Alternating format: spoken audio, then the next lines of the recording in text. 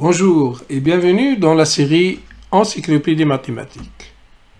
Inclusion, sous-ensemble. Qu'appelle-t-on inclusion? Une définition. On dit qu'un ensemble E est inclus dans un ensemble grand F si tous les éléments de E sont des éléments de grand F. Dans un tel cas, on note E, signe d'inclusion grand F, ou encore E, ce qu'on appelle signe d'inclusion large, grand F. Quand on lit E inclus dans grand F, ou encore F contient E. Quelques exemples montrant que l'ensemble grand A constitué des entiers moins 1 et 1, et B, l'ensemble des entiers qui vérifient x à la puissance 3 moins x égale à 0, sont dans l'ordre A inclus dans grand B. Preuve. Moins 1 appartient à grand A, et moins 1 à la puissance 3 moins 1, comme tout le monde peut être convaincu, est égal à 0. Donc, moins 1 est un élément de Z qui vérifie moins 1 à la puissance 3 moins 1 égale à 0, et donc moins 1 est dans B. Pour l'élément 1, qui est dans grand A, lui aussi c'est un élément de Z, et 1 à la puissance 3 moins 1, bien tout le monde sait que c'est 0, et donc 1 appartient à B. D'où, donc on peut dire bien que grand A est inclus dans grand B, c'est-à-dire que tout élément de grand A est un élément de grand B. Alors, pour dire que l'ensemble E n'est pas inclus dans l'ensemble F, on notera E, ici le signe de non-inclusion dans grand F, ou encore E non inclus dans grand F. Regardons quelques exemples.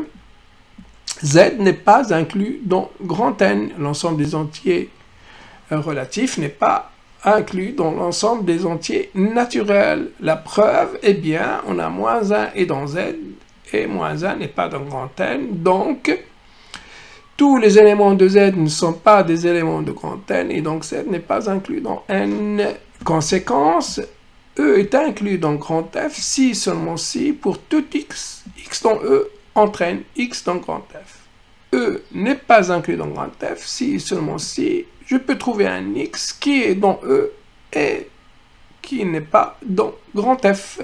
Sous-ensemble définition. Étant donné deux ensembles E et F, on dira que E est un sous-ensemble ou encore une partie de grand F, et bien si E est inclus dans grand F. Exemple, eh bien l'ensemble moins 1, 1 est inclus dans l'ensemble des x appartenant à Z, tel que x3 moins x est égal à 0.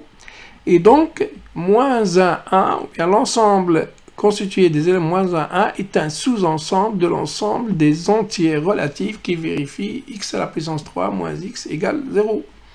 Deuxième exemple, Z n'est pas une partie ou n'est pas un sous-ensemble de grand N, car Z n'est pas inclus dans grand N comme ça a été remarqué dans la diapositive précédente. De même, N est une partie inclus dans Z, donc N est une partie de Z, Z est une partie de Q, et Q est une partie de R, et R est une partie de C.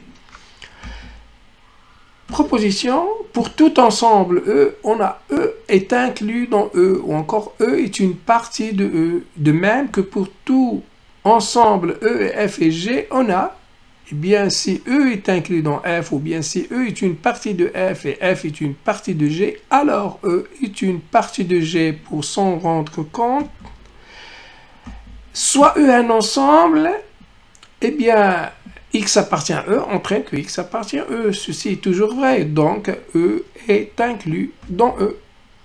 Pour la deuxième assertion, étant donné trois ensembles ainsi, c'est-à-dire E une partie de F et F une partie de G, alors on a, pour tout X, si X est dans E, X est dans F, et là, pour tout X, si X est dans F, X est dans G. Et donc, on a pour tout X, si X est dans E, eh bien, X, elle est dans G, donc E est inclus dans G.